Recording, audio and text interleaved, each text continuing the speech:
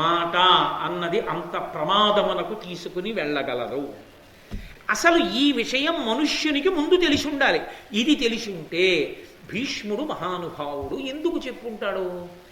ఆచార్యవర్య, నాకు అనుమానంగా ఉంది, శ్రీకృష్ణ భగవానుడు ఏ కారణం చేత అగ్రపూజకు అర్హుడయ్యాడో మాకందరికీ చెప్పితే మేము ఆ పూజని బాగా అనుభవించగలుగుతాం, ఏది చెప్పండి అని కూడా అడగచ్చు నువ్వు. అప్పుడు మేము ఎందుకు పూజ చేశామో నీకు అర్థమై ఉండుండేది. అలా మంచి మాటలు అడిగినటువంటి వాడు మనుష్యుడు అనిపించుకున్నవాడు. పెద్దరికానికి చేసిన పూజని అధిక్షేపించడానికి ఎంత పెద్దరికం ఉండాలి? నీ మాటకు ఉందా పెద్దరికం? ఏముందని బయలుదేరావు మాట్లాడడానికి? తగుదునమ్మా అని బయటికి పోతావా? కూర్చో కూర్చో. ఏమైంది ఇంత శిశుపాలుడు? అది ధర్మరాజు అంటే శాస్త్రాన్ని ఆధారం చేసి మాట్లాడతాడు అని. ఆదిజుడైన బ్రహ్మయుదయంబున కస్పదమైన వాడు, వేదాది సమస్త వాంగ్మయములందు ప్రశంసితుడైన వాడు, లోకాది త్రిలోక పూజ్యుడని ఆత్మ నిరింగి పితామహుండు దామోదరు చెప్పి పూజ్యుడని ఉత్తమకాదిది ఏమి దోషమే? భీష్ముడు చెప్పాడు నేను పూజ చేశానంటున్నావు. భీష్ముడు ఎందుకు చెప్పాడో తెలుసా తాతగారు? తాతగారు కృష్ణుడికి అగ్రపూజ చెయ్యండి అని చెప్పడానికి కారణాలు ఏమిటో నేను చెప్తాను విను. ఆత్మ నమ్మి, త్రికరణ శుద్ధిగా నమ్మి చెప్పాడు భీష్ముడు. ఏది నమ్మాడో తెలుసా? ఆదిజుడైన బ్రహ్మయుదయంబున కస్పదమైన వాడు. ఈ లోకాలన్నీ పుట్టాయంటే బ్రహ్మగారి వల్ల పుట్టాయి. బ్రహ్మగారు పితామహుడు, అందుకని ఆయనంత గౌరవించి మాట్లాడతాం. అటువంటి బ్రహ్మగారు ఎవరి కడుపున పుట్టారు? శ్రీ మహావిష్ణువు యొక్క నాభికమలంలోంచి పుట్టాడు. ఆ విష్ణువే కృష్ణుడు. అగ్రపూజకు అర్హుడు కాడా? ఇంకింతకన్నా పెద్దరిక ఉండాలా? కృష్ణుడి తండ్రి వసుదేవుడు ఉన్నాడు సభలో అన్నావే, అది లౌకికం. ఇచ్చిన వరానికి కట్టుబడి కొడుగ్గా పుట్టాడు. అసలు ఆయన స్వరూపం శ్రీమన్నారాయణ. ఆయన కాక పెద్దవాడెవరు? కాబట్టి వేదాది సమస్త వాంగ్మయములందు ప్రశంసితుడైన వాడు. ఆయనకేం తెలుసు అన్నావుగా? సమస్త వేద వాంగ్మయమునందు కూడా 4 వేదములు కూడా ఏకకంఠంతో ప్రస్తుతి చేసి ప్రశంసించిన మహాపురుషుడు ఎవరో తెలుసా? శ్రీమన్నారాయణ. ఆ నారాయణుడు శ్రీకృష్ణ పరమాత్మ. లోకాది, ఈ సమస్త లోకములకు ప్రారంభమునందున్నవాడు ఆయనే. అటువంటి వాడు త్రిలోక పూజ్యుడని ఆత్మ నిరింగి, నేను పూజ చేయడానికి కాదయా, 3 లోకముల చేత పూజలు అందుకునేవాడు ఆయనే. కాబట్టి అటువంటి వాడు కృష్ణుడని తనకి తెలుసు కనుక ఆత్మలో తెలుసుకున్నవాడై దామోదరు చెప్పే పూజ్యుడని, పితామహుండు దామోదరు చెప్పే పూజ్యుడని. పితామహుడు తాతగారు భీష్మాచార్యుల వారు చెప్పారు, కృష్ణుడు పూజనీయుడయా, పూజ చెయ్యని చెప్పారు. దామోదరుడు మరి అంత గొప్పవాడైతే ఇలా ఎందుకున్నాడంటావేమో, అంత గొప్పవాడై కూడా భక్తులకు చిక్కి ఉంటాడు. అది దామోదర శబ్దానికి అర్థం. దామ్నా ఉదరే మాత్రా భద్ర ఇది దామోదర. అంత గొప్పవాడై సమస్త లోకములను తన బొజ్జలో ఉంచుకున్నవాడై ఉండి కూడా అమ్మ కట్టినటువంటి ఒక తాటికి కట్టబడతాడు అవసరమైతే. లొంగిపోయి, నిజానికి అమ్మ కట్టలేదు. చిక్కడు సిరికౌగిటిలో చిక్కడు సనకాది యోగి చిత్తాబ్జములను చిక్కడు శృతిలితి కావలి చిక్కినతడు లీల తల్లి చేతం రోలం. ఆయన నిజంగా చిక్కేవాడా? ఆయన చిక్కడు సిరికౌగిటిలో, లక్ష్మీదేవి కౌగిటికి చిక్కడు సిరికౌగిటిలో చిక్కడు సనకాది యోగి చిత్తాబ్జములను, సనకాది మహర్షుల యొక్క హృదయములకు చిక్కనటువంటి వాడు. చిక్కడు శృతిలితి కావలి, వేదము కూడా ఆయన గురించి చెప్పలేదు. అటువంటి వాడు తాను కట్టుబడాలనుకున్నాడు కాబట్టి కట్టుబడ్డాడు. అమ్మ చేత కట్టబడ్డవాడు దేవుడేమిటండి అంటే నీకంతే అర్థమైందని గుర్తు. ఆయన అనుగ్రహించాలనుకున్నాడు యశోదని, అనుగ్రహించాలనుకుని కట్టుబడ్డాడు తప్ప యశోద కట్టలేదు. అంతటివాడు మరి ఇలా ఎలా కనపడుతున్నాడంటావేమో, ఆయన దామోదరుడయా, మన అనుగ్రహించడానికి ఇలా కనపడుతున్నాడు. మన పూజ అందుకోవడం మన అదృష్టం. ఆయన ఇలా ఉన్నాడు కనుక పూజ చేస్తున్నావు. ఆయనే ఒక్కసారి పురుష సూక్తంలో చెప్పినట్టుగా అత్యతిష్ట దశాంగుళం అని ఈ బ్రహ్మాండములన్నిటికన్నా 10 అంగుళముల పైకి పెరిగి నిలబడితే వ్యాపకత్వ శీలము చేత ఎవరు పూజ చేయగలరు? ఇలా ఉన్నాడు కనుక కాళ్ళు కడిగాను, చేతులు కడిగాను, పంచెల చాపు ఇచ్చాను. బ్రహ్మాండం అంతా నిండిపోతే ఎక్కడి నుంచి తెమ్మంటావు పంచెల చాపు? అనుగ్రహించాడయా, నా ఎదుట కట్టెదుట నేను పూజ చేయడానికి వీలుగా కనబడ్డాడది దామోదర లీల. ఆయన లీల అనుగ్రహించాలనుకుంటే అలా దొరుకుతాడు. మమ్మల్ని అనుగ్రహించాడు, నీకు నమ్మకం లేదు ఆయన నారాయణుడని ప్రేలుతున్నావు ఇష్టం వచ్చినట్టు. ఆయన ఎవరనుకుంటున్నావు? అంతటి సనాతనుడు, అనాథి నిధనుడు. అందుకు చెప్పాడు భీష్మాచార్యుల వారు. కాబట్టి కాదంట ఏమిటి అగ్రపూజకు అర్హత? పరమార్థ ప్రతిభ తమోహరు అచ్యుతు భీష్ముడు ఎరుగంగా నీ కరిది శిశుపాల పెద్దల చరితం వల్పులకు నెరుగ శక్యమే ఎందును. శ్రీకృష్ణ పరమాత్మ ఎవరో తెలుసుకోవడానికి కావలసినంత సమర్థత ఒకటి ఉండాలి. అన్నీ అందరికీ తెలిసిపోతాయా లోకంలో? కొన్ని తెలియడానికి కొన్ని సమర్థతలు ఉండాలి, కొన్ని అర్హతలు ఉండాలి. ఆ అర్హతలు ఉన్నవాడికే అది అందుతుంది. అందరికీ ఎలా అందుతుంది? కారు పాడైపోతే కారు బాగు చేయడానికి ఒక అర్హత ఉండాలి. సముద్రంలో వెళ్ళిపోతున్నటువంటి ఓడ పాడైపోతే బాగు చేయడానికి ఒక అర్హత ఉండాలి. ఆయన మెరైన్ ఇంజనీర్ అయితే ఈయన కారు మెకానిక్. ఇది బాగు చేసావు కనుక అది బాగు చేయంటే చేయగలడా? దేనికి దానికి అర్హత ఉంటుంది. కృష్ణుణ్ణి తెలుసుకోవడానికి అర్హత ఉంటుంది. అది భీష్ముడికి ఉంది, అందరికీ ఎందుకు ఉంటుంది? ఆ అర్హత లేనివాడివి నీకేమర్థం అవుతుంది? కాబట్టి నీకు అర్థం కాడు కృష్ణుడు. కాబట్టి గురుడని సమస్తలోకోత్తరుడని నీకంటే వృద్ధతములైన నరేశ్వరులచ్యుతు నర్చన నెడగరా అభినందింప నీకు కాదనతగునే. ఈ సభలో ఎందరో పెద్దలున్నారు, మహారాజులున్నారు, వేదవ్యాసుడు ఉన్నాడు, పైలుడు ఉన్నాడు. నువ్వే అన్నావుగా ఉన్నారని. వాళ్ళందరూ ఉన్నారు. ఏది వాళ్ళు ఎవరైనా అడిగారా? కృష్ణుడు మాకన్నా ఎందులో అధికుడని అడిగారా? అడగలేదే. అగ్రపూజ చూసి సంతోషించారే. వాళ్ళందరూ పెద్దలని నువ్వేడుస్తున్నావు.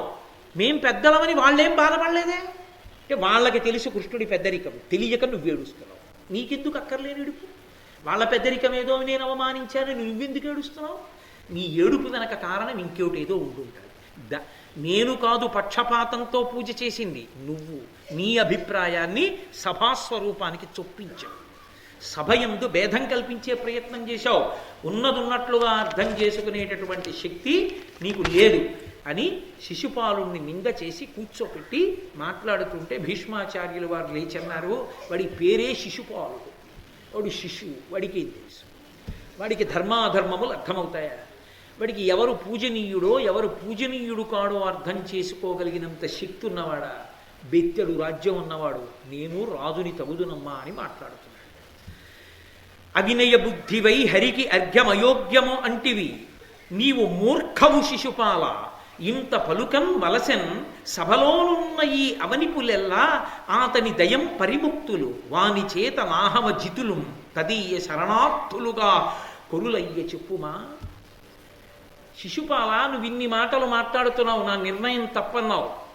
నేను కొన్ని ప్రశ్నలు అడుగుతున్నాను చెప్పు. భీష్మాచార్యుల వారు అడుగుతున్నారు శిశుపాలుణ్ణి. అర్ఘ్యం పుచ్చుకోవడానికి అయోగ్యుడు కృష్ణ భగవానుడు అన్నావు. సరే మంచిదే, ఇక్కడ వరకు వచ్చింది కాబట్టి ఇక దాపరికం అనవసరం. ఇప్పటి వరకు నేను ఆ మాట అనకూడదు, సభను అవమానించినట్టుంటుందని అనలేదు. ఇక్కడి వరకు వచ్చింది కాబట్టి అనేస్తున్నాను. ఇక్కడ ఉన్న ఏ రాజు కృష్ణ పరమాత్మ యొక్క భిక్షగా బయటికి వచ్చిన వాడు కాడో చెప్పమను. జరాసంధుడి చేత కారాగారంలో ఉంటే కృష్ణుడు విడిపించిన వాళ్ళు గారు ఈ వంశాల వాళ్ళందరూ. ఎవరు కృష్ణుడి భిక్షగా బయటికి రానివాడు? ఎవడు కృష్ణుడి చేత ఓడింపబడని వాడు ఇందులో నాకు చెప్పు. నేను కృష్ణుడి చేతిలో ఓడిపోనన్నవాడు, నేను కృష్ణుడి చేత విడిపింపబడలేదన్నవాడు ఒక్కడున్నాడేమో చెయ్యెత్త మనం. ఇంతమందికి భిక్ష పెట్టినటువంటి కృష్ణుడి కన్నా క్షాత్రం ఉన్నవాడున్నాడా? ఏమి తెలిసి మాట్లాడుతున్నావు నీకు? కాబట్టి ఆయన మహానుభావుడు, ఆతని దయన్ పరిముక్తులు. ఆయన విడుదల చేశాడు జరాసంధుణ్ణి చంపి. వాని చేత నాహమజితులు, ఆయన చేత యుద్ధంలో ఓడింపబడ్డారు వీళ్ళందరూ. తదీయ శరణార్థులుగా కొరులయ్య చెప్పుమా. ఆయన యొక్క శరణార్థులు తప్ప వీళ్ళందరూ ఇతరులా? నేను అలా అనడం అవమానించినట్టు ఉంటుందని నేను అనలేదు, నువ్వు నా చేత అనిపించావు. కాబట్టి కృష్ణుడి కన్నా క్షాత్రంలో గొప్పవాళ్ళు ఎవరు? కృష్ణుడే క్షాత్రమనందు గొప్పవాడు. ఉత్తమ జ్ఞానవృత్తునా నుండెనేని బాలుడయ్యుడు పూజ్యుండు బ్రాహ్మణుండు క్షత్రియుడు పూజ్యుడమిత విక్రమ సమృద్ధి ఉర్విపతులలో అధికుడై నుండెనేని. బ్రాహ్మణులలో నమస్కారానికి యోగ్యుడెవరు అంటే బ్రహ్మజ్ఞానము కలిగినటువంటి వాడు, విశేషమైన జ్ఞానం ఉన్నవాడెవడో వాడు వయసుతో సంబంధం లేకుండా నమస్కార యోగ్యుడు. వయసులో పెద్దవాళ్ళు కూడా జ్ఞానమున్న చిన్నవాడికి నమస్కరిస్తారు బ్రాహ్మణుల్లో. అలాగే క్షత్రియులు ఎవరికి నమస్కరించాలంటే క్షాత్రమనందు తమకన్నా అధికుడికి నమస్కరించాలి. ఇంతమంది మహీపతుల్ని విడుదల చేసి ఓడించినటువంటి కృష్ణుడి కన్నా గొప్ప మహీపతి ఉన్నాడా? కృష్ణుడి కన్నా జ్ఞానమున్నవాడున్నాడా? ఆయనే సమస్త వేదాంతముల చేత ప్రతిపాదింపబడినవాడు. ఆయన ఊపిరి వేదం. ఆయన కన్నా గొప్పవాడెవరయ్యా? జ్ఞానమునందు గొప్పవాడా? క్షాత్రమునందు గొప్పవాడా? ఏ విషయంలో గొప్పవాడని ఇతరులకు పూజ చేయడం కుదురుతుంది? కృష్ణుడుండగా ఆయనకే పూజ. ఈ రెండు కారణముల మురారాతి అర్ఘ్యమునకు అర్హుడు. జగదాధారుండు మాకు కాదు సదారాధ్యుడు విష్టపత్రయావాసులకు. ఈయన ఈ రెండు కారణముల చేత అగ్రపూజ చెయ్యడానికి కేవలం మాకే కాదు, ఆయన సమస్త లోకములలోని వాళ్ళు పూజ చేయడానికి అర్హత అంటూ పొందియున్నవాడెవరైనా ఉంటే కృష్ణుడొక్కడే. ఆయనకే జరగాలి అగ్రపూజ, తప్ప ఇంకెవరికి చేస్తారు? కాబట్టి కృష్ణుడికి చేయమని చెప్పాను. వృద్ధులొక లక్షయున్నను బుద్ధియే ఎవ్వరికి వారి పూజింపంగా ఈ ధరణీశులలో గుణవృద్ధిని పూజించితిమి త్రివిక్రమ భక్తిని. వృద్ధులు ఎందరో ఉండొచ్చు, కానీ గుణముల చేత వృద్ధుడు కృష్ణుడు. అందుకని ఆయన్ని పూజ చేశాం. నీకొక విషయం తెలుసా? మేము భక్తితో పూజ చేసింది త్రివిక్రముడిని చురకబెట్టాడు. ఆయన ఎవరో తెలుసా? కనీసం రాజు కాడంటున్నావే నువ్వు. ఆయన తలుచుకుంటే దేవేంద్రుడికి రాజ్యాన్ని ఇస్తాడు. రాచరికాలన్నిటికీ నేనే రాజుని అని చెప్పి అందరినీ ఓడించి నేను రాజునన్న బలిచక్రవర్తిని పాతాళానికి తొక్కాడు. ఇంద్రుడికి రాజ్యం ఇచ్చాడు. ఇచ్చినప్పుడు ఇదంతా తనదే అని నిరూపించి చూపించాడు. ఇంతంతైవటుడు ఇంతయై మరుగుతానింతై అభోమీధిపై అంతై చంద్రునకంతయై ధ్రువునిపై అంతై మహర్మాటిపై అంతై సత్యపదోన్నతుండగుచు బ్రహ్మాండాంత సంవర్తి. ఆ రోజున బలిచక్రవర్తి దానం చేసేటప్పుడు బ్రహ్మాండం అంతా నిండిపోయాడు కదా త్రివిక్రమ స్వరూపంతో. ఆయనదే ఇదంతా. ఆయన భిక్ష అందరికీ తలప ముక్క పెట్టి మీరు రాజులని సంతోషించండరా అని వాళ్ళు సంతోషిస్తే వాళ్ళ సంతోషం చూసి తను సంతోషిస్తున్నాడు. నీదా చదువు? నీకు పుస్తకాలు కొన్నది నాన్నగారు, ఫీజు కట్టింది నాన్నగారు, బట్టలు ఇచ్చింది నాన్నగారు, పుస్తకాలు కొన్నది నాన్నగారు, మోటార్ సైకిల్ ఇచ్చింది నాన్నగారు. ఇన్ని నీకు ఇచ్చి నువ్వు నా మోటార్ సైకిలు, నా పుస్తకాలు, నా సెల్ ఫోను, నా కాలేజీ అని నువ్వు వెళ్ళి చదువుకుంటుంటే నిన్ను చూసి మురిసిపోయిన నాన్నగారిగా తనవైనవన్నీ రాజులన్న పేరుతో వీళ్ళకి ముక్కలు ముక్కలుగా ఇచ్చి వీళ్ళు మేము రాజులమని పరిపాలించుకుంటుంటే వీళ్ళని చూసి తాను మురిసిపోతున్నాడు తప్ప ఆయనది కానిది వీరిదైనది ఎవరికి ఉన్నది? ఆయన త్రివిక్రముడు, అంతటా నిండిపోతాడు. అలా నిండిపోతే పూజకు అందడరా? ఇలా ఉన్నాడు కాబట్టి పూజ చేశాను. నీకేమర్థం అవుతుంది ఆయన త్రివిక్రమ స్వరూపం, ఆయన వ్యాపకత్వం నీకేమర్థం అవుతుంది? సహస్రశీర్ష పురుష సహస్రాక్ష సహస్రపాత్ సభూమిం విశ్వతో వృత్వా అత్యతిష్ట దశాంగుళం. ఈ సమస్త బ్రహ్మాండమును నిండిపోయినది వ్యాపకత్వం చేత విష్ణు తేజస్సు అంటే. కాబట్టి పూజితుల తృప్తులగుదురు భూజనులురు అచ్యుతుండు పూజితుడగుడు తేజమున జగత్రితయము పూజితమై తృప్తి నందు పుణ్య సమృద్ధి. ఎవరైనా ఒక బ్రాహ్మణుణ్ణి తీసుకొచ్చి పూజ చేస్తే, ఎవరైనా ఓ పెద్ద ఆయన్ని తీసుకొచ్చి మీరు పెద్దవారండి అందుకు పూజ చేశామంటే నాకు అగ్రపూజ చేశారని ఆయన సంతోషిస్తాడు. కృష్ణుడికి పూజ చేస్తే 3 లోకములు సంతోషిస్తాయి. ఇవాళ కృష్ణుడికి పూజ చేయడం వల్ల కృష్ణుడు సంతోషించాడు అనుకుంటున్నావా? 3 లోకములు సంతోషించాయి. ఏడిచిన వాడు ఎవరైనా ఉంటే నువ్వు ఒక్కడివే కనపడుతున్నావు. కాబట్టి ఆయన పూజ లోకమునకు శుభంకరము, లోకమంతటికి సంతోషకరము. అటువంటి కృష్ణ భగవానుడికి పూజొద్దంటామేమిటి అనేసరికి ఇంకా శిశుపాలుడు లేచి వదరబోతే సహదేవుడికి ఎక్కడ లేని కోపం వచ్చి శిశుపాలుడి దగ్గరికి వెళ్ళి పాదం ఎత్తి తొక్కేస్తాను, తల మీద పెట్టి కిందకేమనుకున్నావో కూర్చోవా అనేటప్పటికీ చిలువుగ పుష్పవృష్టి కురిశం సహదేవుపైన్ దివంబునన్ వెలయగ సాధుమాధములు వించే సభాసదులెల్ల విస్మయాకులిత మనస్కులైరి తన కుంచెయు కృష్ణ మృగాజినంబునన్ పలుమరు వీచచున్ కలహబంధుడు నారదుడాడే వేడుకన్. సహదేవుడు కాలెత్తి ఆ శిశుపాలుణ్ణి తొక్కేస్తాననేటప్పటికీ కృష్ణుడి మీద ఇన్ని పనికి మాలిన మాటలు మాట్లాడిన వాడిని తొక్కేస్తానని లేచిన వాడు ఒకడు ఉన్నాడని పైనుంచి పుష్పవృష్టి కురిసిందిట. అది చూసైనా బుద్ధి తెచ్చుకోవద్దు శిశుపాలుడు, మూర్ఖత్వం అన్న మాటకే అర్థం అది. అది ప్రారంభం నుంచి ఉన్న వైరం. పైనుంచి పుష్పవృష్టి కురిసింది. అకస్మాత్తుగా అంతరిక్షంలో బ్రహ్మాండమైనటువంటి మంగళ తూర్యనాదములు వినపడ్డాయి. సభలో ఉన్న వాళ్ళందరూ హడిలిపోయారు. అయ్య బాబోయ్, కృష్ణుడు ఎంత పూజనీయుడో ఈ విషయాలు బట్టే తెలుస్తోంది. ఇప్పుడు ఏం జరుగుతుందో ఇంకా మాట్లాడతాడా ఏమి శిశుపాలుడు, అది వాళ్ళ భయం ఇప్పుడు ఇంకా అని. ఒక పక్క నుంచి ఆకాశంలో నిలబడినటువంటి నారద మహర్షిట పరమ సంతోషంతో కృష్ణుణ్ణి అధిక్షేపించినటువంటి ఆ శిశుపాలుణ్ణి తొక్కేస్తానన్న సహదేవుణ్ణి చూసి మురిసిపోయి ఆకాశంలో నిలబడ్డానన్న విషయాన్ని కూడా చూసుకోకుండా ఒక చేతిలో వింజావరం, ఒక చేతిలో పట్టుకున్నటువంటి జింక చర్మాన్ని గాలిలో ఆడించుకుంటూ నాట్యం చేసేట్టయిన సంతోషపడిపోయేట నారదుడాడే వేడుకను. అంత సంతోషపడిపోతే భీష్ముడు లేచి ధర్మరాజుతో మాట్లాడబోతున్నాడు. ఈలోగా శిశుపాలుడి యొక్క సేనాపతి సునీధుడు అనబడేటటువంటి వాడు తన సైన్యాన్నంతటినీ పిలిచి, తనకు అనుకూలురైన వాళ్ళందరినీ పిలిచి, ఈ సభలో మనం ఉండడానికి వీల్లేదు, ఇప్పుడే తేల్చుకుందాం, తొక్కేస్తానన్నాడు మా రాజుని. తాను తొక్కగలడో మేం తొక్కేస్తామో ఇప్పుడే తేలిపోవాలి, రండి, ఎవరు యువతల వైపుకి సమర్థిస్తారో యువతలకి రండి, రెండు పక్షాలకి యుద్ధం చేద్దామని అని యుద్ధానికి సన్నద్ధమై ఓ పక్కకి వెళ్ళిపోతున్నారు. ధర్మరాజు గారు కంగారు పడిపోయి పరిగెత్తుకుంటూ భీష్మాచార్యుల వారి దగ్గరికి వెళ్ళి, తాతా తాతా ఏమిటి అకాల కలహం, నా మర్యాద పోతోంది, వింటల్లేదు శిశుపాలుడు, సభ రెండు వర్గాలుగా చీలిపోయింది, యుద్ధం దాకా వెళ్ళిపోయింది, ఎలా ఇప్పుడు రక్షకత్వం ఎక్కడి నుంచి ఏర్పడుతుంది అంటే భీష్ముడు అన్నాడు నవ్వి, నీ యజ్ఞమునకు విఘ్నము చేయగ నోపుదురెయొరులు, జితదైత్యుడు నారాయణుడు యజ్ఞపురుషుడజేయ పరాక్రముడు దీని చేకుని కామన్. ఏమిటి పిచ్చి ధర్మరాజా, ఇంకా నీకు వాళ్ళందరూ యుద్ధం చేస్తారా, నీతో యుద్ధం చేసి నీ యాగం పాడు చేయగలరు అనుకుంటున్నావా? వాళ్ళ తరమే రాక్షసుల్ని దునుమాడగలిగినటువంటి వాడు నారాయణుడు, యజ్ఞపురుషుడు, సాక్షాత్ శ్రీ మహావిష్ణుడు కృష్ణస్వరూపమై ఇక్కడ కూర్చుని యజ్ఞాన్నంతటినీ సంరక్షిస్తుండగా శిశుపాలాదులు సైన్యంతో కలిసి భంగం చేయగలరా? ఎందుకయ్యా ఈ పిచ్చి, కృష్ణుడే రక్షిస్తాడు, కూర్చోవాలా అని.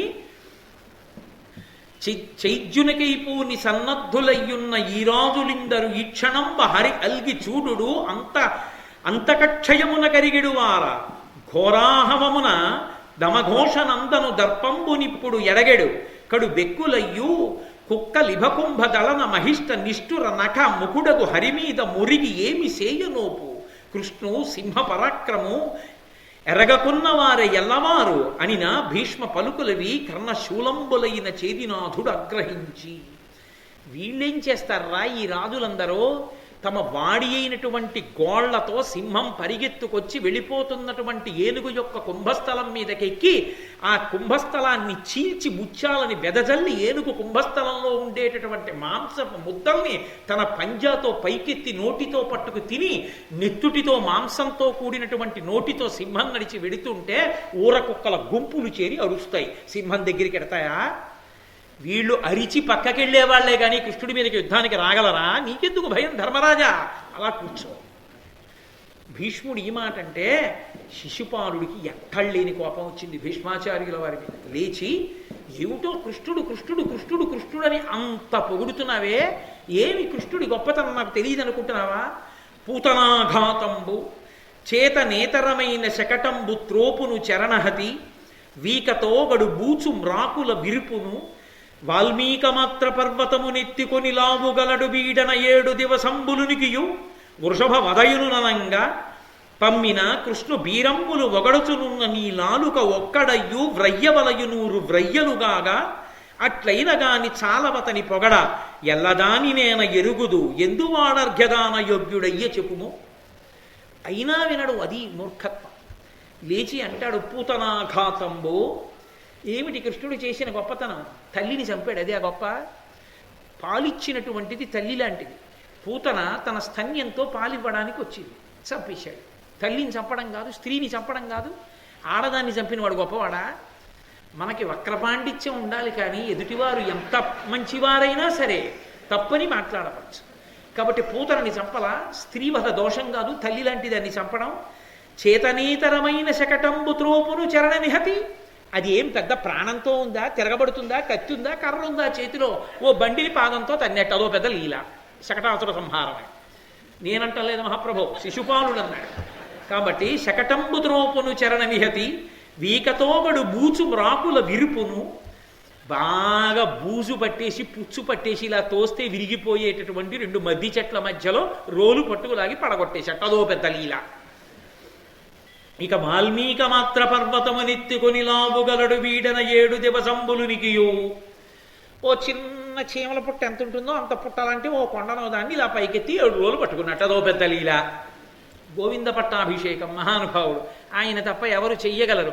బాలుండాడుచునాథపత్రమని సంభావించి పూగుత్తి కెంగేలం దాల్చిన లీలలే నగముతో కృష్ణుండు తానం మహాశైలమ్మన్ వలకేల దల్చి విపుల ఛత్రమ్ముగా పట్టె తద్బీలాభ్రచ్యుత దుశ్శిలాచకిత గోపీ గోప సంయుక్తికి అంటారు పోతన గారు. 7 రోజుల పాటు 7 రాత్రులు 7 పవళ్ళు ఓ చిన్న పువ్వునెత్తి పట్టుకున్నట్టుగా కొండనెత్తి పట్టుకున్నాడు, చీమల పుట్టంత పుట్టనెత్తి పట్టుకున్నాడు అంటున్నాడు. అది పెద్ద గొప్ప. వృషవధయునునంగా అసలు లోకంలో చెయ్యకూడనివి ఏమైనా ఉంటే 2, స్త్రీవధ గోవధ 2 కృష్ణుడు చేశాడంటున్నాడు. ఓ ఎద్దును చంపాడు కృష్ణుడు, ఎద్దును చంపడం గోవధ కాదా? అసలు ఆవులకి అత్యంత ప్రీతిపాత్రమైంది ఏమిటి అంటే ఒక వృషభాన్ని తీసుకొచ్చి దాని మధ్యలో కట్టడం. అసలు మహాఘోరాతి ఘోరమైన నేరం ఏమిటో తెలుసా? సహజంగా అవి కూడా సంతోషించి ఒక ఎద్దుతో కలిసి గర్భం ధరించవలసినటువంటి ఆవుకి కృత్రిమంగా వీర్యాన్ని ఎక్కించి గర్భం ధరించేట్టు చేయడం. ఆవు మాత్రం ఆ సంతోషాన్ని పొంది అది చైతన్యవంతమైన ప్రాణిని కడుపులో పొందద్దు. అందుకని ప్రత్యేకంగా అచ్చుపోసి ఒక ఆబోతు నదులుతారు. వృషత్సోర్జనము అని ఎవరైనా పెద్దలు శరీరాన్ని విడిచిపెట్టేస్తే ఎద్దుని విడిచిపెడతారు. విడిచిపెడితే అది మహాపుణ్యం, గోసంతతి వృద్ధికి కారణం అవుతుంది. గోసంతతి వృద్ధికి కారణము వృషభము. అటువంటి వృషభాన్ని చంపడం గోవుల్ని చంపడం కాదా? మరి ఇతను చంపలేదా ఎద్దుని? వృషభాసుర సంహారము అని ఒకనకొకప్పుడు చేశాడు కృష్ణుడు. ఆయన చేసింది ఎద్దుని చంపలేదు, ఆవుల్ని దూడల్ని ఎద్దుల్ని కాశాడు ఆయన. ఒక రాక్షసుడు ఎద్దు రూపంలో వచ్చి కృష్ణుడి మీద పడితే దాని కొమ్ము పెరిగి ఆ కొమ్ముతోనే పొడిచి చంపాడు దాన్ని. అది రాక్షసుడు, ఆ ఆకారంలో వచ్చింది అది. దాన్ని మార్చి ఎద్దుని చంపాడు అంటున్నాడు. అది వక్రపాండిత్యం అంటే. కాబట్టి ఇటువంటి వాణ్ణి పొగుడుతున్నావు కదా, నాకు అనిపిస్తోంది భీష్మ, నీకు ఒక్క నాలిక కాదు 100 నాలుకల కింద చీరుకుపోతే 100 నాలుకలతో పొగుడుదు అని. కృష్ణుణ్ణి పొగుడుతావా పట్టుకుని? అతనికి ఎంత యోగ్యుడో ఎంత గొప్పవాడో నాకు తెలియదు అనుకుంటున్నావా? ఎందువాడర్ఘ్యదాన యోగ్యుడయ్యే చెప్పుమా? ఎందువల్ల దానానికి అర్ఘ్యానికి యోగ్యుడు అగ్రపూజ కృష్ణుడికి అంటే చెప్పు నాకు అని. జననిందితమయినీయం ధనపచ్చతయను అధర్మమది ఉండంగా ధర్మ నివృత్త చరిత్రక నీ అనుశాసనమెట్టు నమ్మనగు జనములకు. అసలు చెప్పడానికి నువ్వెవడు? కృష్ణుడికి అగ్రపూజ చేయమని చెప్పానంటున్నావు కదా. లోకంలో అందరికన్నా హేయమైన వాడెవడు? సంతానం లేనివాడు. వాడికి శరీరం విడిచిపెట్టిన తర్వాత ఉన్నతగతులు ఉండవు. నీకు సంతానం ఉందా? నీకు సంతానమే లేదు, నువ్వు పెళ్లి చేసుకోలేదు. సంతానం లేని వాడివి నువ్వు పెద్దరికం వహించి నువ్వు చెప్పడం ఏంటి? నీకు ఎవడిచ్చాడు పెద్దరికం? నువ్వెక్కడి వాడివి చెప్పడానికి? ఆయన మహానుభావుడు శాంతనవుడు ప్రతిజ్ఞ చేసి ఆజన్మ బ్రహ్మచర్యంలో ఉండిపోయి స్వచ్ఛంద మరణాన్ని తన తండ్రి గారైన శంతన మహారాజు గారి దగ్గర వరంగా పొంది రాజ్యాన్ని తృణీకరించి పెద్దరికంతో రాజ్య సంరక్షణ చేసిన మహాపురుషుడు ఆచార్యుడు. అటువంటి వారిని అధిక్షేపిస్తున్నాడు. నీకధికారం ఎక్కడుంది? బూతు ఒగడినట్లు ఒగడెదు పొగడంగా వలయునేని సుగుణవంతులైన కర్ణశల్యులాదిగా గల వీరుల పొగుడుచుండరాది ప్రొద్దువోక. నువ్వు అస్తమానం బూతు ఒగడినట్లు పొగడేదా?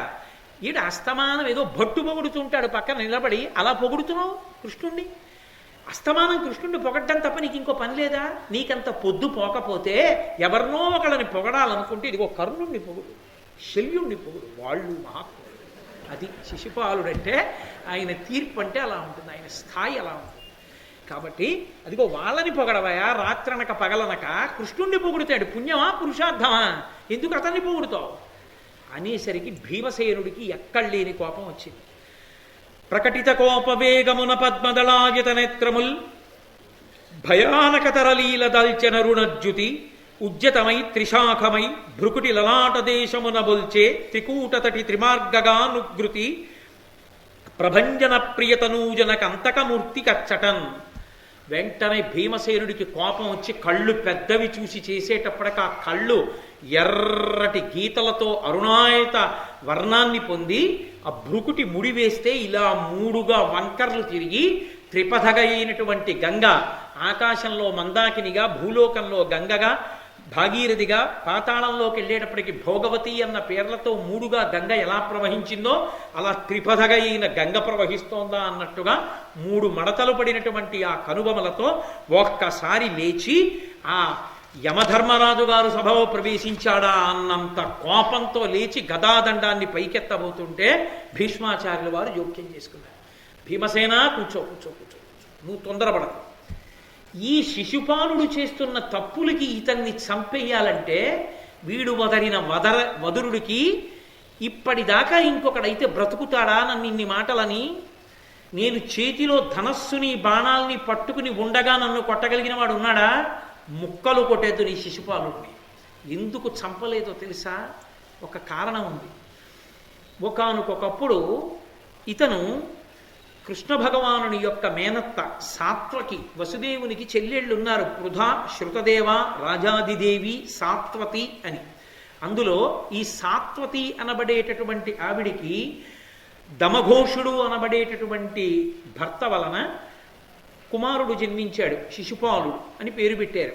ఆ పిల్లవాడు పుట్టినప్పుడు అతనికి 4 చేతులు ఉన్నాయి. గాడిద అరిచినట్టు అరిచాడు, 3వ కన్నుంది. వాళ్ళు ఆశ్చర్యపోయారు, ఇదేమిటి పిల్లాడు ఇలా ఉన్నాడని. అశరీరవాణి పలికింది. ఏ వ్యక్తి వచ్చి ఈ పిల్లవాణ్ణి ఎత్తుకున్నప్పుడు 2 చేతులు 3వ కన్ను అదృశ్యమైపోతాయో అతని చేతిలోనే ఇతను మరణిస్తాడు. వచ్చిన వాళ్ళందరి చేతుల్లోనూ ఆవిడ ఆ పిల్లాన్ని పెడుతూ ఉండేది. సాత్వతి ఎవరి చేతిలో పెడితే 2 చేతులు 3వ కన్ను అదృశ్యం అవుతుందో వాడి చేతిలో వీడు మరణిస్తాడు కనుక వాడినైనా మనం ప్రార్థన చేద్దాం సంపద్దనని. ఆఖరికి మేనల్లుడు వచ్చాడు. కృష్ణ పరమాత్మ బలరాముడు కలిసి వచ్చారు ఒక రోజున. బలరాముడి చేతిలో పెట్టింది అలాగే ఉన్నాడు. కృష్ణుడి చేతిలో పెట్టింది 2 చేతులు అదృశ్యమైపోయి 3వ కన్ను అదృశ్యమైపోయి. వెంటనే సాత్వతి మహాతల్లి ఏడిచింది కృష్ణుడిని చూసి, నా మేనల్లుడివి, నీ బావ, వీడిని చంపేస్తావా? నీ చేతిలో పెడితే 2 చేతులు 3వ కన్ను అదృశ్యమయ్యాయి, వీడిని మన్నించు అంది. తాను అడిగావు కాబట్టి మాటిస్తున్నాను, 100 తప్పుల వరకు మన్నిస్తాను. 100 తప్పులు పూర్తయిపోయిన తర్వాత చంపేస్తాను. 100 తప్పులు చెయ్యకుండా నీ కొడుకుని కాపాడుకో, నేను వాడి జోలికి వెళ్ళను. అలాగేనండి. అప్పటి నుంచి లెక్క పెడుతున్నాను వీడి తప్పులన్నీ. వాడు తప్పులు చేస్తూనే ఉన్నాడు. ఎన్ని తప్పులు చేశాడో తెలుసా? ప్రాజ్యోతిషంబున భగదత్తుపై నేను ఓయిన ఈతడన్యాయ వృత్తి ఇట బాల వృద్ధులకెల్ల భయంబుగా ద్వారకాపురి కాల్చి వీరులైన భోజ రాజన్యులు పొలతులతోడ రైవతకాద్రి క్రీడాభిరతి ప్రమత్తులయ్యున్నవారల అదయుడై వధించి దేవాభుడగు వసుదేవు చేయు అశ్వమేధమునకు అభ్యర్జితంబైన హయమునపహరించి యజ్ఞమునకు విఘ్నమాచరించి వీడు అతిపాపుడై బభ్రు భార్య తనకు భార్య చేసి. ఈ శిశుపాలుడు చేసిన తప్పులన్నీ ఇన్ని కావు. అప్పుడు మాట్లాడుతున్నాడు కృష్ణ భగవానుడు. నిజమే, భీష్మాచార్యుల వారు చెప్పింది సత్యమే. ఈ శిశుపాలుడు ఇతపూర్వమే ఎన్నో దోషములను ఆచరించి ఉన్నాడు. అయినా నేను మా అత్తకిచ్చిన మాట కొరకు ఇన్నాళ్ళు ఊరుకున్నాను. ఒకటి కాదు, ప్రాజ్యోతిషంబున భగవదత్తుపైనేము ఓయిన ఈతడన్యాయ వృత్తి ఇట బాల వృద్ధులకెల్ల భయంబుగా ద్వారకాపురి కాల్చి. ఒకానొకప్పుడు ప్రాగ్జ్యోతిషపురాన్ని పరిపాలిస్తున్న భగదత్తుడి మీదకి నేను యుద్ధానికి వెళ్ళిన సమయాన్ని చూసి, చిన్న పిల్లలున్నారు, పెద్దవాళ్ళున్నారు, వాళ్ళు చనిపోతారేమో అని కూడా చూడకుండా ద్వారకా నగరాన్నంతటినీ కాల్చేశాడు. ఎందరో చనిపోయారు. అలాగే వీరులైన భోజరాజన్యులు పొలతులతోడ రైవతకాద్రి క్రీడాభిరతి ప్రమత్తులయ్యున్నవారల నదయుడై వధించి. ఒకానొకప్పుడు ఆ వీరులైనటువంటి భోజరాజులందరూ కూడా రైవతకాద్రి మీద తన భార్యలతో క్రీడిస్తున్న సమయాన్ని చూసి వాళ్ళందరూ యుద్ధానికి సన్నద్ధంగా లేని సమయంలో వాళ్ళనందరినీ వధించి చంపేశాడు. దేవాభుడగు వసుదేవు చేయునశ్వమేధమునకు అభ్యర్జితంబైన హయమునపహరించి యజ్ఞమునకు విఘ్నమాచరించి. మా తండ్రి అయిన వసుదేవుడు అశ్వమేధయాగం చేస్తుంటే ఆ అశ్వమేధయాగంలో విడవబడినటువంటి గుర్రాన్ని ఎత్తుకుపోయి యాగానికి అభ్యంతరాన్ని కల్పించాడు. వీడు అతిపాపుడై భభ్రు భార్య తనకు భార్య చేసి. వీడు భద్రుడు అనబడేటటువంటి భార్యని ఎత్తుకుపోయి బలవంతంగా తన భార్యగా ఇప్పుడు జీవితాన్ని గడుపుతున్నాడు. ఇంతటి దౌర్భాగ్యుడు. ఇప్పటిదాకా వీడు వదరినటువంటి మాటల వలన వీడు చేసిన 100 తప్పులు పూర్తయిపోయాయి. కాబట్టి ఇప్పుడు సభామధ్యమందు ఇంతమంది చూస్తుండగా శిశుపాలుణ్ణి సంహరిస్తానని కృష్ణ పరమాత్మ ప్రతిజ్ఞ చేశారు. అప్పటికి కూడా పొగరనగనటువంటి శిశుపాలుడు లేచి, నీకూర్మియు నీయలుకయు నాకవి ఏమిటికి దుర్గుణ ప్రియ, మొదలన్నాకిచ్చిన ఆ కన్యక చేకొని నీకిట్లు పలుక సిగ్గును లేదే. నువ్వు నన్ను ప్రేమిస్తే ఆవిడకు కావాలి, నువ్వు నన్ను ద్వేషిస్తే ఆవిడకు కావాలి. 100 తప్పులు చేశాను, లెక్కలు పెట్టుకున్నాను అంటున్నావు. ఏమిటి లెక్కలు పెట్టుకుని ఏం చేస్తావు? నన్ను చంపుతావా? నువ్వెక్కడ చంపగలవు నన్ను? అయినా నీకున్న దుర్గుణాలు 1, 2 ఇప్పుడు బయటపడ్డాడు చచ్చిపోయే ముందు. నేను చేసుకుందామనుకున్న పిల్లని ఎత్తుకుపోయినవాడా, మొదలన్ నాకిచ్చిన ఆ కన్యక చేకుని నీకిట్లు పలుక సిగ్గును లేదే. నేను చేసుకుందామనుకుని అన్నీ సిద్ధం చేసుకున్న తర్వాత పిల్లని ఎత్తుకుపోయి నువ్వు పెళ్లి చేసుకున్నావే, నీకు సిగ్గే ఇట్లేదా? నీ చేసుకుందామనుకున్న అమ్మాయిని పెళ్లి చేసుకుని మాట్లాడుతున్నావు అనేసరికి పరమాత్మ ఒక్కసారి సుదర్శన చక్రాన్ని స్మరించాడు. అని శిశుపాలుడు ఉండొకట అప్రియముల్ హరిపల్కుచున్నచో అనల శిఖాళిదూలదనుజంతక చక్రము రాజచక్రమెల్లను భయమంద మూర్ధ వికలంబుగ నప్పుడు చేసే చేదినందను తనువున్ బృహద్రధి ఉధిరధారలు బోరన మీది కొల్కగన్. ఒక్కసారి ఆ సుదర్శన చక్రాన్ని స్మరించి విడిచిపెడితే అది వచ్చి శిశుపాలుని యొక్క మస్తకాన్ని కత్తిరించేసింది. ఆ కంఠం శరీరం నుంచి విడిపోయి కింద పడిపోయింది. అందులోంచి రుధిరధారలు అంటే నిత్తుటి ధారలు పైకి చిమ్మాయి. శిశుపాలుడు మరణించడం వరకు చాలా తేలిగ్గా చచ్చిపోయాడు కృష్ణుడి చేతిలో. పెద్ద విశేషం కాదు. ఆయన చక్రం విడిచిపెట్టాడు, చచ్చిపోయాడు. అప్పటి వరకు ఆ కంఠం కలిసి ఉన్నంతసేపు అక్కరమాలిన మాటలు ఎన్నో మాట్లాడాడు. ప్రహ్లదమీది ఇట్లు శిశుపాలుడు వజ్రహతద్రితుల్యుడై త్రిల్యడు బానిదైన పృథుదేహము వెల్వడి తేజమంబరం బెల్ల వెలుంగ వచ్చి పరమేశ్వరు దేహము సొచ్చే విస్మయోత్ఫుల్ల విశాల నేత్రులై భూపతులెల్లను చూచుచుండగన్. ఆ శిశుపాలుని యొక్క కంఠం కత్తిరించబడగానే, ఆ తల విడిపోయి కింద పడిపోగానే ఆయన యొక్క కంఠంలోంచి, ఆ తెగిపోయిన కంఠంలోంచి ఒక దివ్యమైనటువంటి జ్యోతి బయటికి వచ్చింది. జ్యోతి బయటికి వచ్చి అది ఆకాశ మార్గంలోకి పైకెక్కింది. ఆ వెలుతుర్ని సభాసదులందరూ ఒక్కసారి ఆశ్చర్యంతో చూశారు. ఆ చూడబడినటువంటి దివ్యమైన తేజస్సు సభామంటపంలోకి దిగి వచ్చి కృష్ణ భగవానుడిలోకి ఐక్యమైపోయింది. ఆ శిశుపాల వధతో ఆ మయసభలో జరిగినటువంటి రాజసూయపు అగ్రపూజ పూర్తయిపోయింది. ప్రారంభం జరాసంధ వధ, చిట్ట చివర శిశుపాల వధ. ఈ శిశుపాల వధ మనకి అనేకమైనటువంటి విషయాల్ని చెప్తుంది. అందుకు మహాభారతంలో సభాపర్వంలో అత్యంత కీలకమైనటువంటి ఘట్టంగా చెప్పబడుతుంది. 1 కృష్ణుడికి అగ్రపూజ, 2 భగవానుని యొక్క అపారమైన కారుణ్యమునకు పరాకాష్ఠ శిశుపాల వధ. ఎందుకని? ఎప్పుడో తన ద్వారపాలకులుగా ఉన్నటువంటి జయ విజయులు సనక సనందనాది మహర్షుల చేత శపింపబడ్డారు. శపింపబడి ఒకానొకప్పుడు హిరణ్యకశిపుడుగా ఉన్నటువంటి వాడే ఈ జన్మలో శిశుపాలుడిగా వచ్చాడు. కృష్ణుడి మేనత్తలలో ఒకావిడికి శృతదేవ అన్నవాడికి దంతవక్తుడు అన్న పేరుతో 2వ వాడు పుట్టాడు. ఆయన కృష్ణుడి చేతిలోనే మరణించాడు. ఈయన కృష్ణుడి చేతిలోనే మరణించాడు. కారణం, వైరభక్తితో వచ్చారు. వాళ్ళు పుట్టుకతోనే వైరభక్తి వాళ్ళది. వైరభక్తి అంటే ఎప్పుడూ భగవంతుణ్ణి నింద చేయడమే వాళ్ళ పుట్టుకే. ఎందుకు అంటే, మీతో నేను మనవి చేశాను, నింద చేయడానికి క్రోధం కారణం. క్రోధానికి కారణం వైరభక్తి ఎందుండదు. అది ఉంటే తప్ప వాళ్ళు భగవానుణ్ణి చేరరు. కాబట్టి ఆ శిశుపాలుడు పుట్టుకతోటే కృష్ణుని యందు విరోధి. అశరీరవాణి పలికింది అంటే అర్థం ఏమిటంటే, శరీరము లేనిది పలికింది. శరీరము లేనిది పలకదు ప్రపంచంలో. శరీరం ఉంటేనే పలుకుతుంది. శరీరము లేనిది ఎలా పలుకుతుంది? పలకదు. అశరీరవాణి పలికింది అంటే వేదం చెప్పింది అని గుర్తు. వేదమునకు శరీరం ఉండదు, కానీ వేదం చెప్పింది అంటాం మనం. వేదము పలికింది. వేదం ఏమని పలికింది? శిశుపాలుడు ఛేది భూపాలుడు, చేది భూపాలుడు అన్న మాటకు అర్థం ఏమిటంటే చిత్త ప్రభవము, కామము.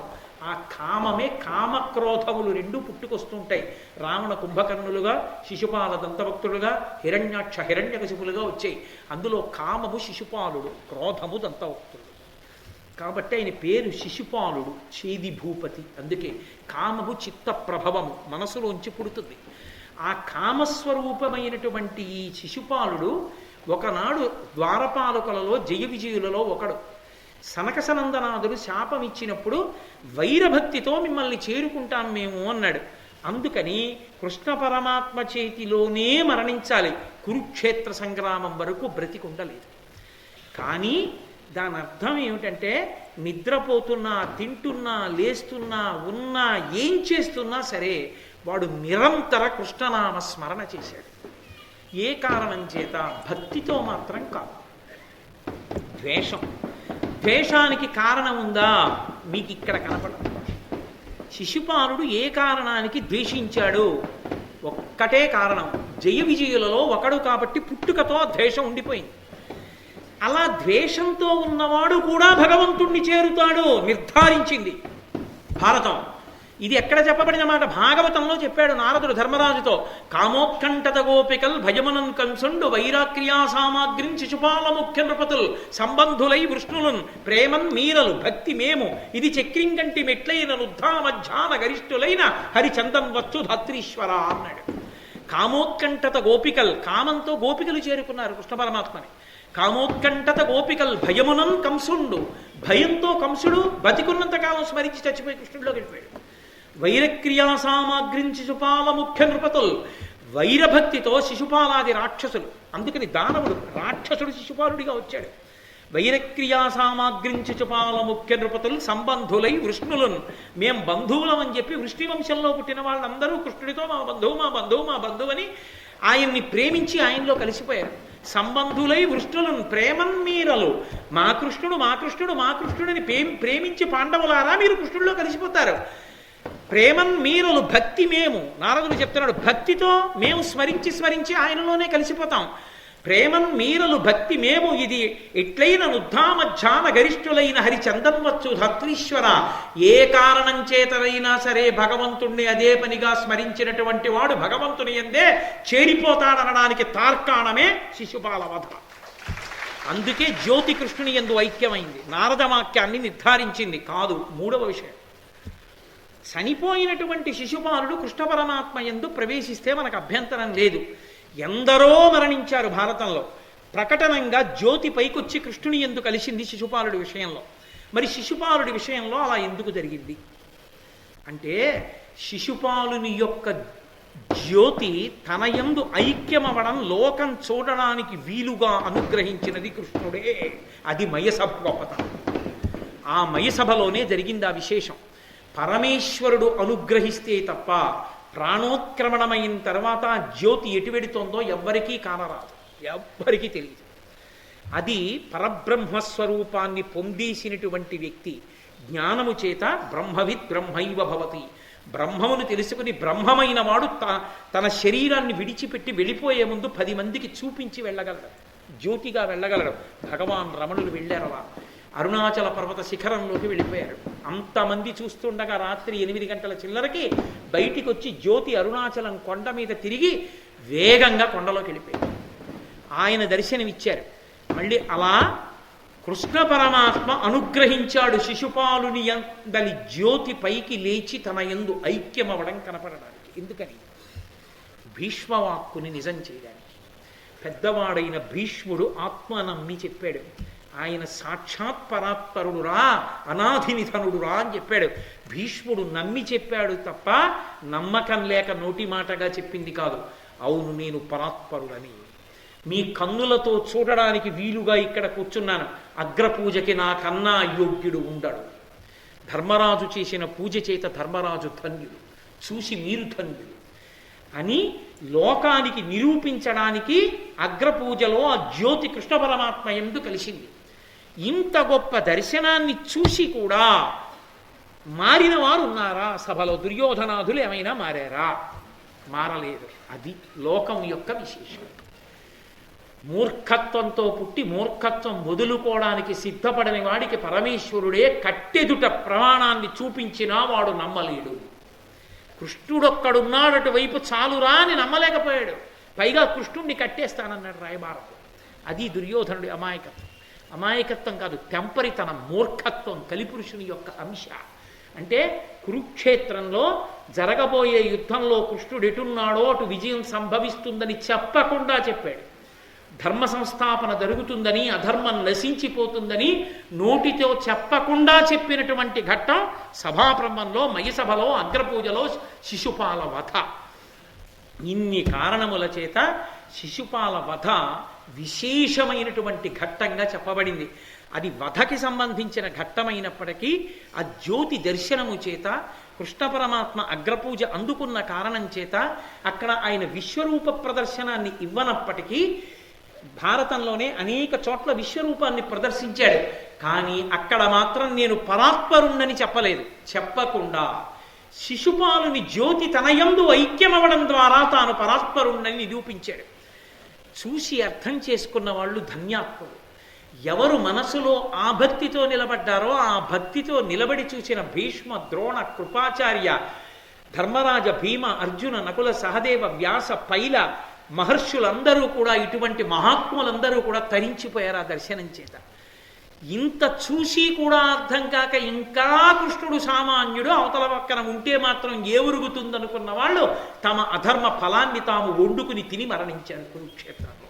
అందుచేతనే కురుక్షేత్ర యుద్ధానికి అంతటికీ కూడా సూచనగా ఎక్కడ ధర్మం ఉన్నదో, ఎక్కడ కృష్ణుడు ఉన్నాడో అక్కడ విజయం ఉంటుంది. పరిపూర్ణావతారమైన కృష్ణుడు పరాత్పరుడే. రామావతారంలో అలా తెలియదు. రాముడు నేను మనుష్యుణ్ణి, నేను ఈశ్వరుణ్ణి కానంటాడు. కృష్ణావతారం అలా కాదు, పరిపూర్ణావతారం తానెవరో తాను చూపిస్తుంటాడు. అలా చూపించినటువంటి అద్భుతమైన ఘట్టం శిశుపాల వధ. అందుకే పెద్దలు ఒక మాట చెప్తారు, శిశుపాల వధ గురించి వింటే భగవంతుని యందు అనురక్తి కలిగి కొన్ని కోట్ల కోట్ల కోట్ల జన్మలుగా భగవంతుని భక్తికి దూరమై తిరిగిన వాడు కూడా భగవంతుడున్నాడని నమ్మి చేతులు ఒగ్గి నమస్కరించి ఆయన కృపకు పాత్రుడై ఇక నుంచైనా తన జీవన ప్రస్థానాన్ని మార్చుకునే అదృష్ట విశేషాన్ని పొందుతాడు అని. అంతటి సర్వోత్కృష్టమైన ఘట్టం శిశుపాల వధ. రేపటి నుంచి అత్యద్భుతమైన విశేషాలు, ధర్మ సూక్ష్మాలు, ధర్మరాజు గారు, దుర్యోధనుడు, మయసభ, అక్కడి నుంచి జూదానికి బయలుదేరడం, ఈ విశేషాలన్నీ ఉంటాయి. రేపు సాయంకాలం 6:30 ప్రారంభం చేసి మహానుభావుడు కృష్ణ పరమాత్మ పలికించినంత మేర మళ్ళీ రేపటి రోజు ఘట్టాన్ని మీకు చెప్పే ప్రయత్నం చేస్తాను. మంగళాశాసనపరై మదాచార్య పురోగమై సర్వైశ్చ పూర్వైరాచార్యై సత్కృతాయాస్తు మంగళం. మంగళం కోసలేంద్రాయ మహనీయ గుణాత్మనే చక్రవర్తి తనూజాయ సర్వభౌమాయ మంగళం. ఉమాకాంతాయ కాంతాయ కామితార్థప్రదాయినే శ్రీగిరీశాయ దేవాయ మలినాథాయ మంగళం. కరచరణకృతం వా కర్మ వాక్కాయజం వా శ్రవణనైనిజం వా మానసం వాపరాధం విహితమభిహితం వా సర్వమేత్తక్షమస్వ. శివ శివ కరుణాబ్ధే శ్రీ మహాదేవ శంభో. సర్వం శ్రీ ఉమామహేశ్వర పరబ్రహ్మార్పణమస్తు. స్వస్తి.